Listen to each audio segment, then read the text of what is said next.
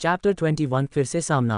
अयान अपना प्रशिक्षण करके घर की तरफ लौट रहा था पर तभी वहां एक मनोस्तर की मकड़ी आकर अयान पर हमला कर देती है। अयान का स्तर उससे कम होने के कारण अयान उसके हमले से बच नहीं पाता और दूर जाकर गिरता है। उसके मुंह से खून निकलने लगता है। जैसे ही वह मकड़ी अयान को घायल देखती है वह एक अजीब सी आवाज़ निकलने लगती है, मानो वह अयान का मजाक उड़ा रही हो और उससे कह रही हो कि तुम मेरे आगे कुछ भी नहीं हो।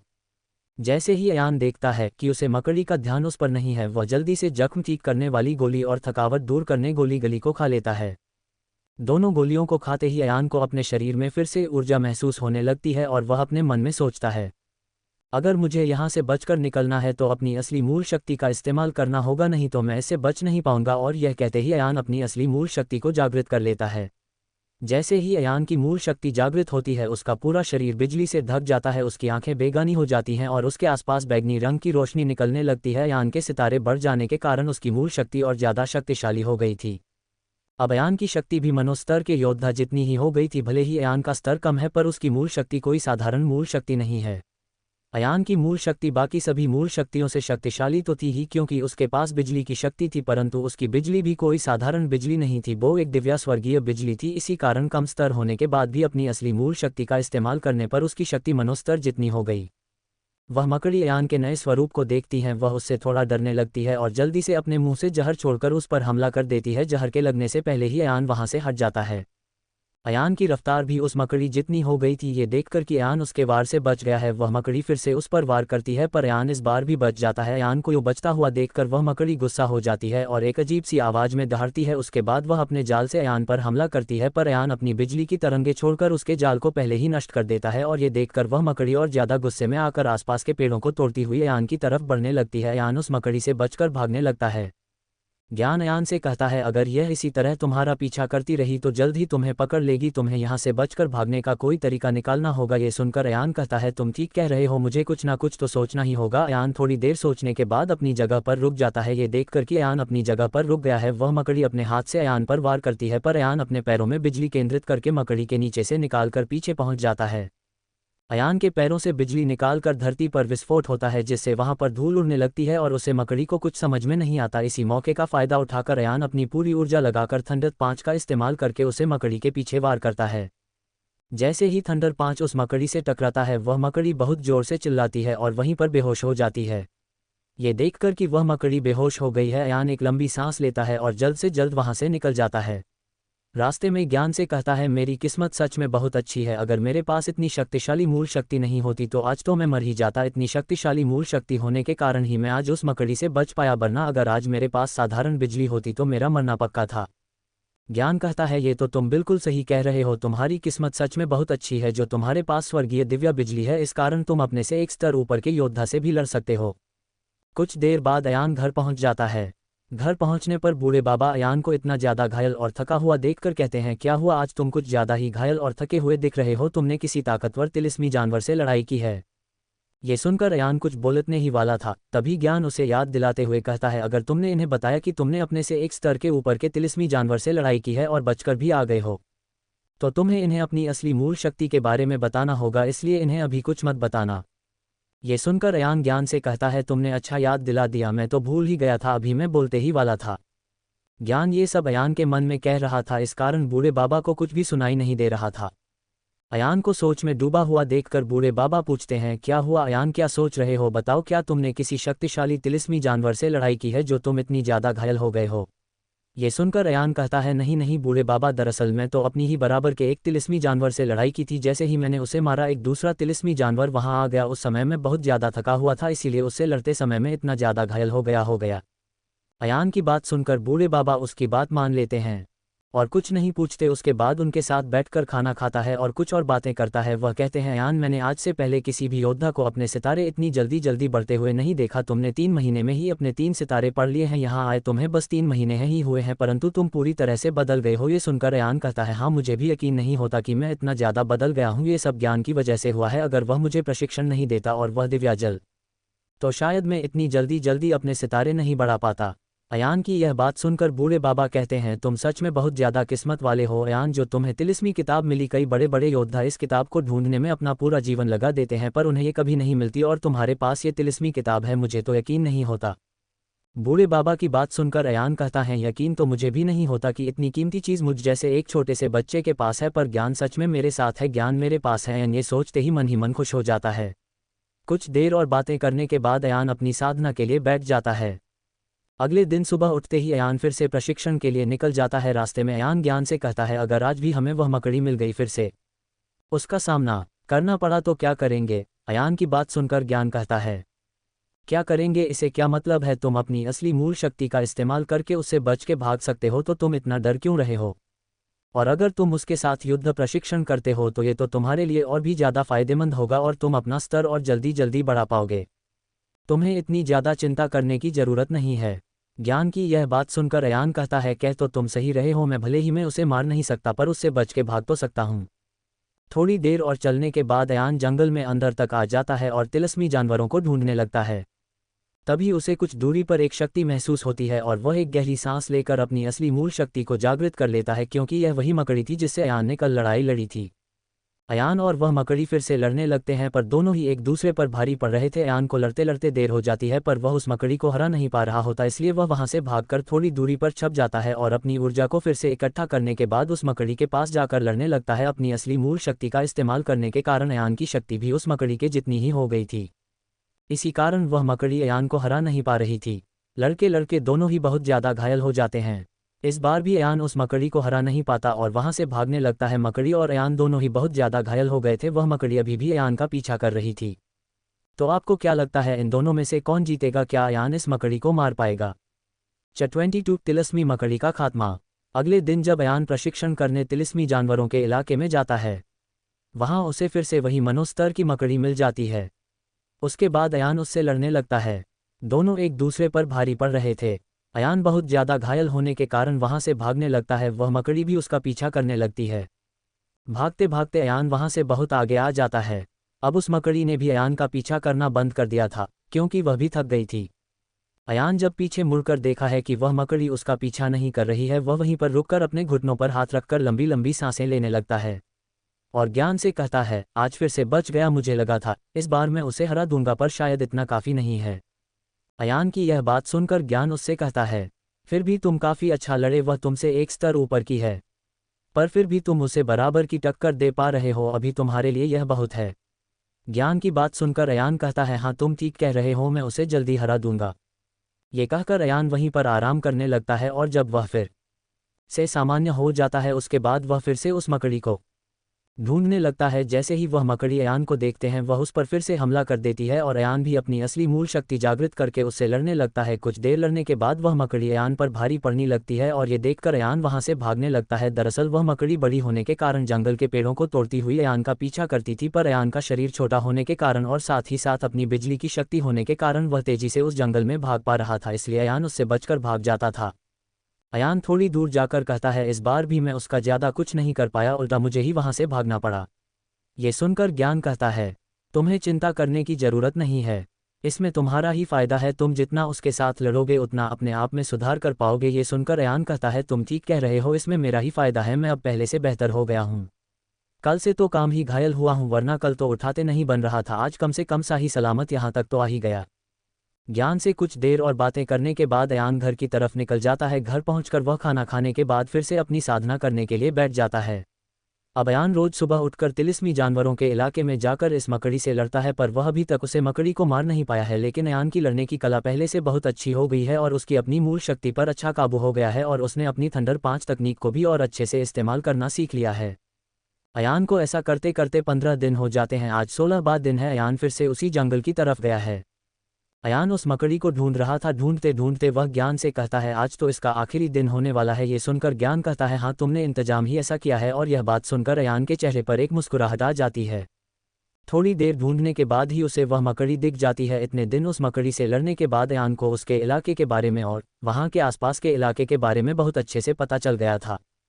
जैसे ही वह मकड़ी अयान को देखती है, वह बहुत ज़्यादा गुस्सा हो जाती है, क्योंकि अयान रोज उसके साथ आकर लड़ाई करता था और वह मकड़ी भी अयान को अभी तक मार नहीं पाई थी। इसलिए वह मकड़ी अयान पर हमला कर देती है, पर इस बार अयान अपनी शक्ति को जागृत करके उस पर हमला नहीं करता, बल्कि वहां से भागने लगता है। अयान को भागता हुआ देखकर वह मकड़ी भी उसका पीछा करने लगती है, पर इस बार वह मकड़ी पहले से काफ़ी ज़्यादा धीरे अयान का पीछा कर रही थी। इसका कारण ये था कि पिछले 15 दिनों में अयान ने कई बार इस मकड़ी से लड़ाई की थी और इन्हीं लड़ाइयों में अयान ने इस मकड़ी के 2 पैर पूरी तरीके से तोड़ दिए थे। अब उस मकड़ी के पास अपने 6 पैरों में से बस 4 पैर ही बचे थे और अपने 2 पैर टूटने के कारण उसकी रफ्तार और शक्ति पहले से कम हो गई थी। अयान भागते भागते कहता है, बस कुछ देर और, कुछ देर और।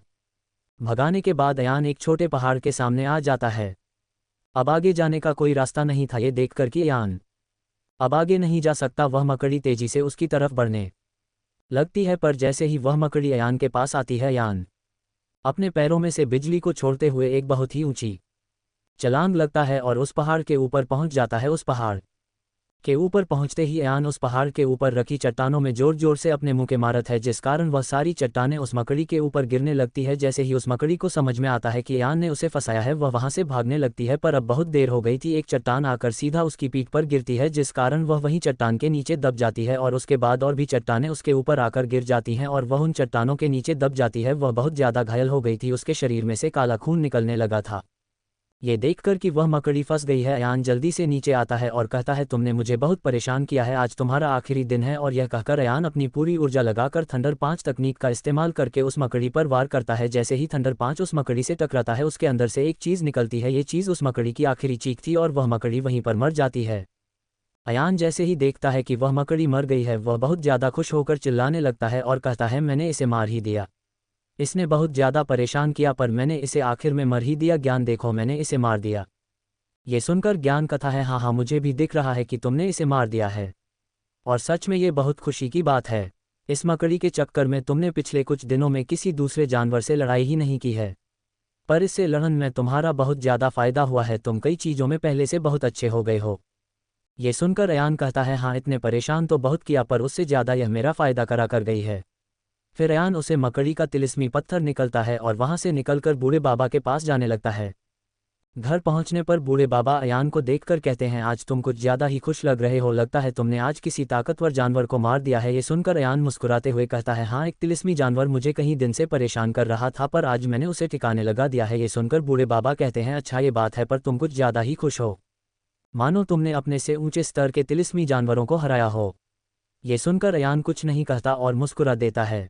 भोले बाबा अयान से कहते हैं, चलो अब खाना खा लो। उसके बाद अयान बूढ़े बाबा के साथ खाना खाने के लिए बैठ जाता है। खाना खाते समय अयान और बूढ़े बाबा और भी ज़्यादा बातें करते हैं। खाना खा लेने के बाद अयान अपनी साधना करने के लिए बैठ जाता है। अगले दिन अयान सुबह उठकर फिर से तिलिस्मी जानवरों के इलाके में जाकर वहां के जानवरों से लड़ने लगता है, पर इस बार कोई भी जानवर उस पर भारी नहीं पड़ पा रहा था, उल्टा वही सारे जानवरों को बहुत आसानी से हराकर मार रहा था। ये सब उस मनो की मकड़ी से लड़ने के कारण था।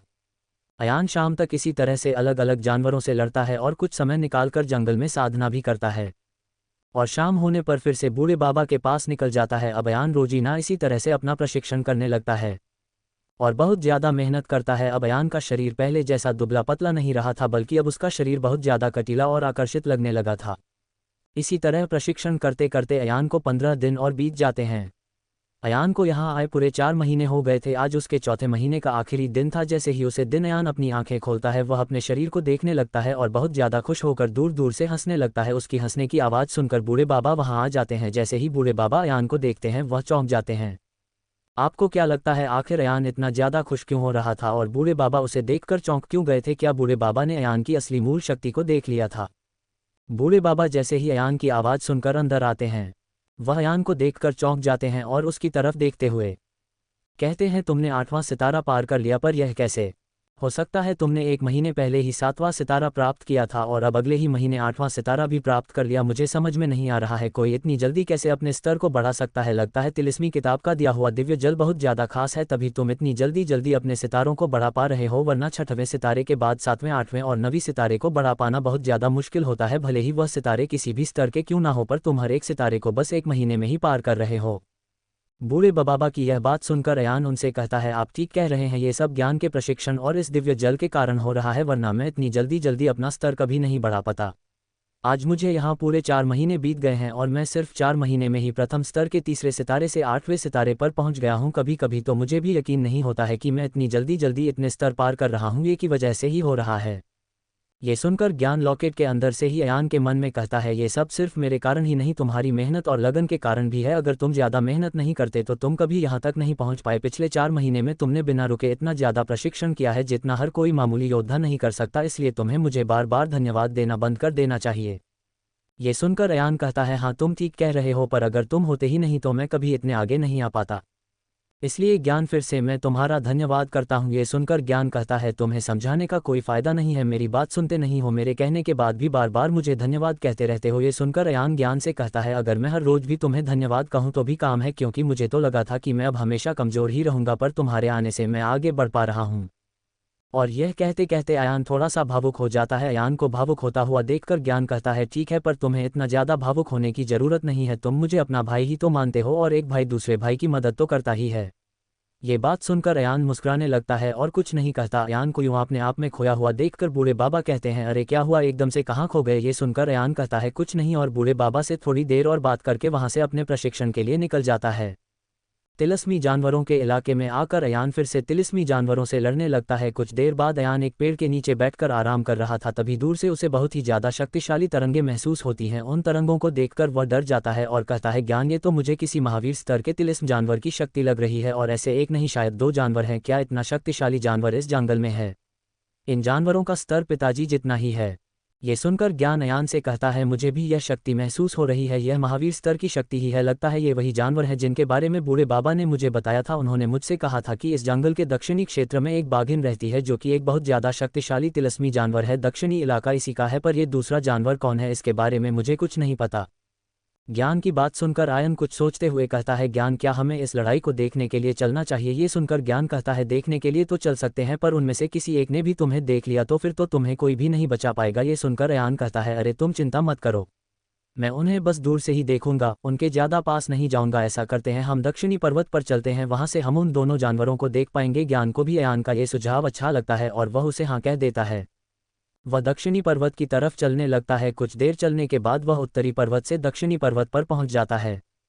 वहां जाकर जैसे ही वह उन दोनों जानवरों की लड़ाई को देखता है, वह एकदम चौंक जाता है और कहता है, ये क्या है, ये दोनों तो कुछ ज़्यादा ही शक्तिशाली है। दरअसल उन दोनों जानवरों की लड़ाई से वहां का पूरा इलाका नष्ट हो गया था, आसपास के पेड़ पौधे चट्टाने पहाड़ टूट चुके थे। तभी अयान ध्यान से देखता है कि एक बाघिन जिसके पंख हैं उसका शरीर आग से घिरा हुआ है और वह हवा में उड़ रही है। दूसरी तरफ एक बहुत बड़ा सांप है जिसके शरीर से नीली रोशनी निकल रही है और वह दोनों आपस में लड़ रहे हैं।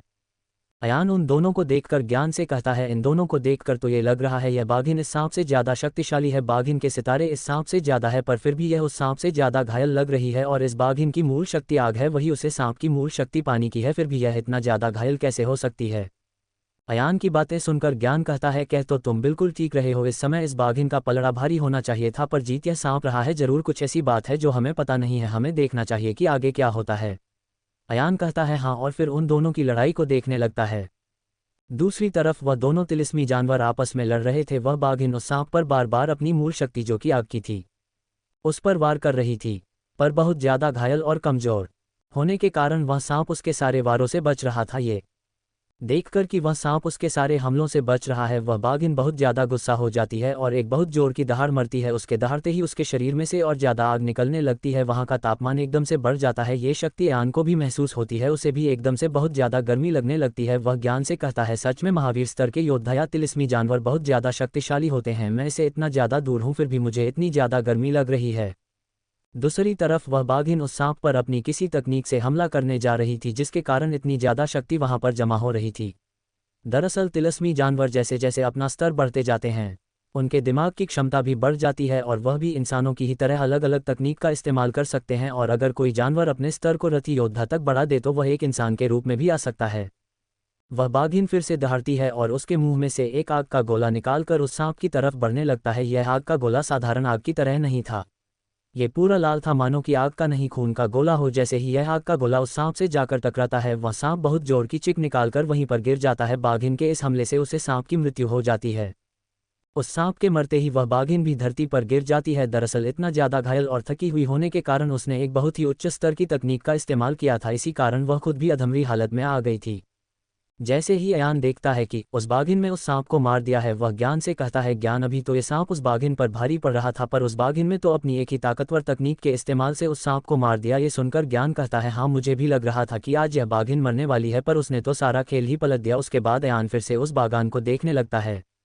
वह बाघिन बड़ी मुश्किल से अपने पैरों पर खड़ी होती है, पर खड़े होती ही वह फिर से गिर जाती है, पर वह फिर से हिम्मत करके खड़ी होती है और कुछ दूरी पर ही बनी अपनी गुफा में चली जाती है।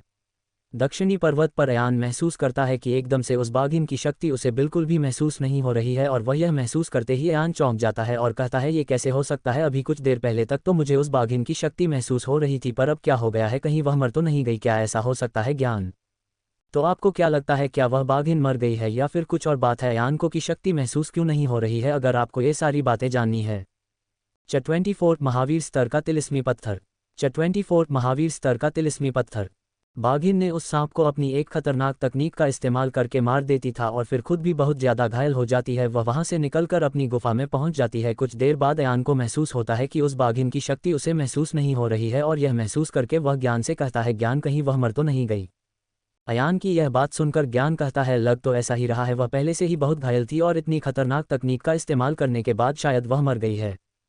ज्ञान की यह बात सुनकर अयान कहता है, फिर तो मुझे महावीर स्तर का तिलिस्मी पत्थर मिलने वाला है। और यह कहते ही अयान बहुत ज़्यादा खुश हो जाता है, क्योंकि तिलिस्मी पत्थर का इस्तेमाल करके एक योद्धा अपने स्तर को बढ़ाने के साथ साथ उस तिलिस्मी पत्थर से हथियार भी बन सकता है।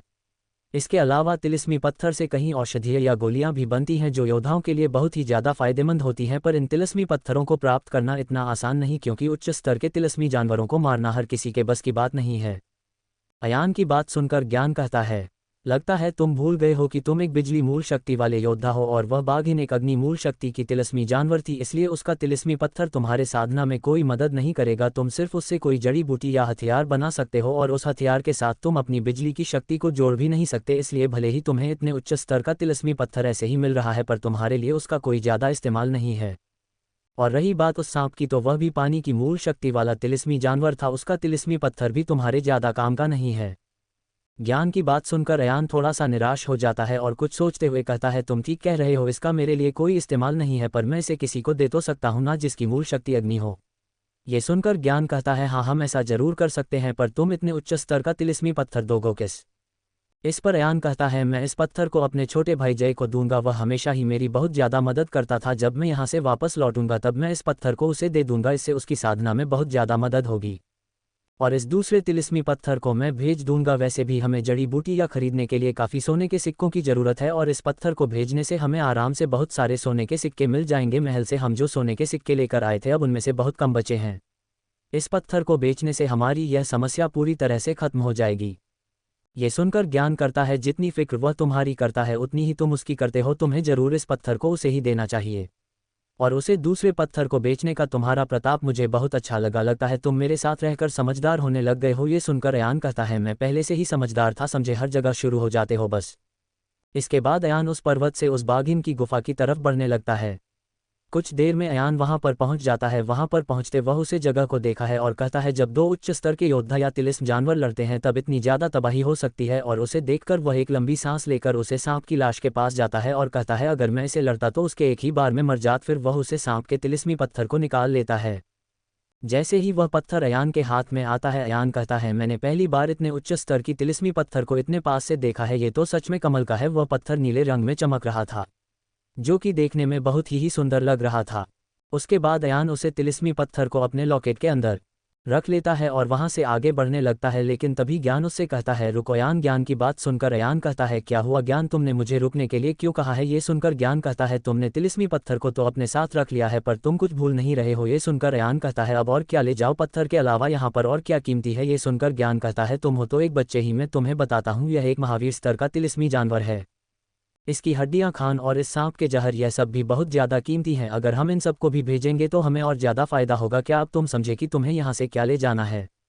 ये सुनकर अयान चौंकते हुए कहता है, अरे हाँ, मैं तो भूल ही गया था ज्ञान, अगर तुम नहीं होते तो मैं पक्का ये बेवकूफ़ी कर देता। पर हम इन सबको ले जाएंगे कैसे? जहाँ तक मुझे पता है कि एक स्टोरेज रिंग में हम इतना सब कुछ नहीं रख सकते, और मेरा लॉकेट भी एक स्टोरेज रिंग की तरह ही है, तो हम इन सबको ले जाएंगे कैसे? ये सुनकर ज्ञान कहता है, तुम्हें इसकी चिंता करने की ज़रूरत नहीं है। तुम्हारा लॉकेट कोई मामूली लॉकेट नहीं है, ये कहीं स्टोरेज रंग जितना सामान अपने अंदर रख सकता है, इसलिए तुम आराम से ऐसे 10 जानवरों को भी इसमें रख सकते हो, समझे?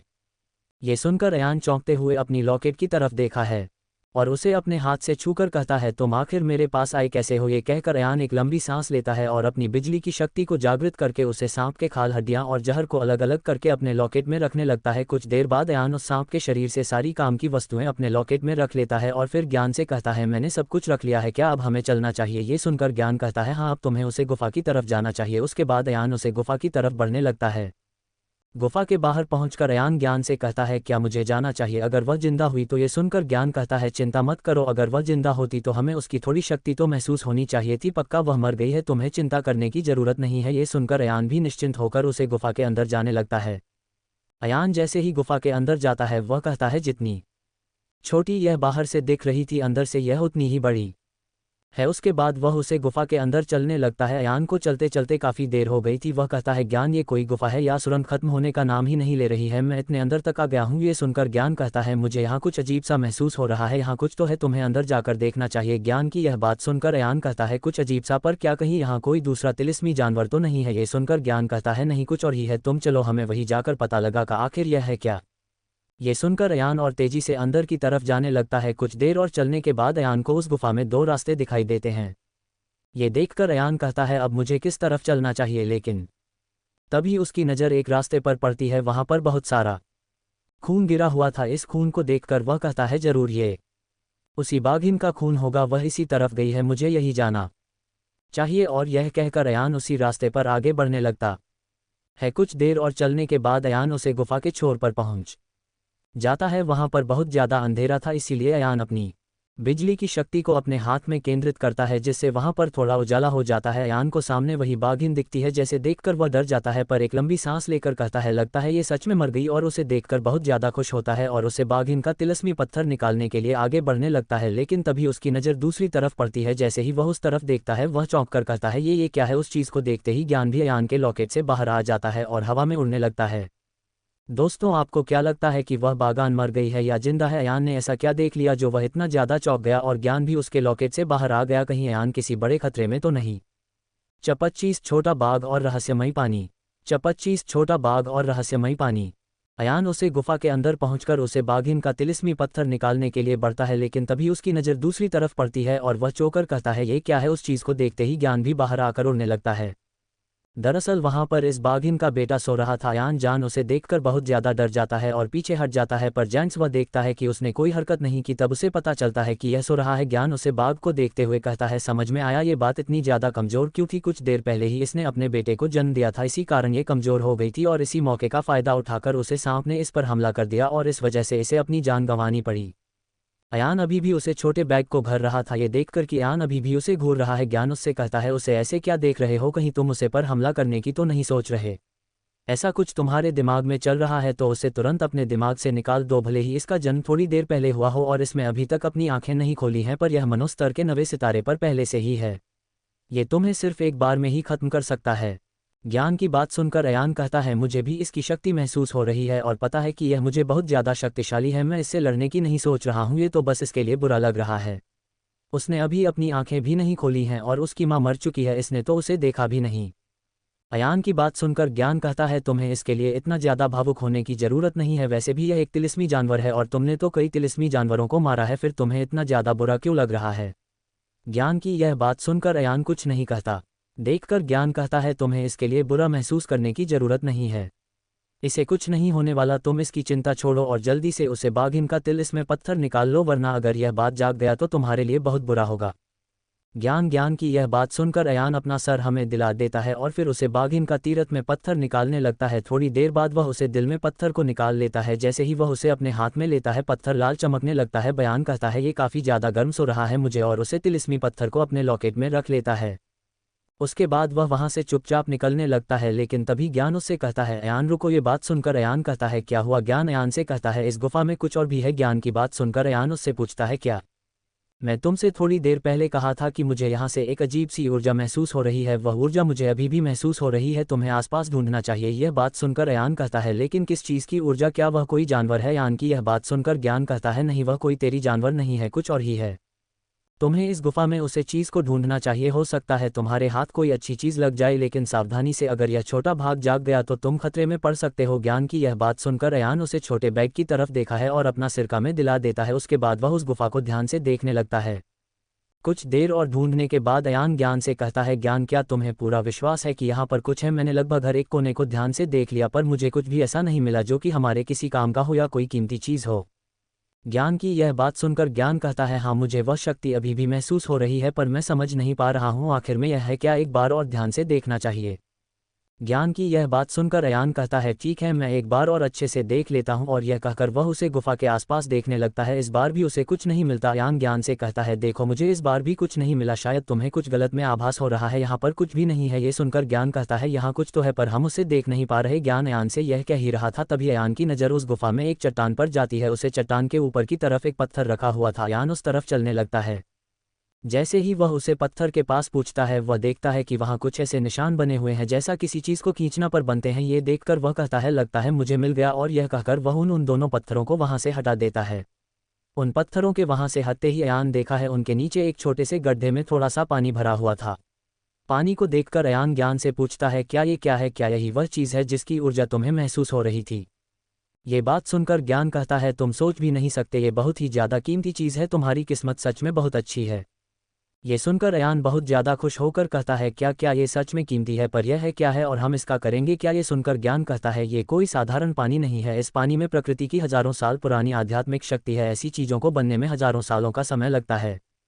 इस जगह पर धीरे धीरे प्रकृति की आध्यात्मिक ऊर्जा जमा होती गई, जिस कारण उस ऊर्जा ने इस पानी का रूप ले लिया है। इसी कारण वह बाघिन इतनी ज़्यादा शक्तिशाली हो पाए।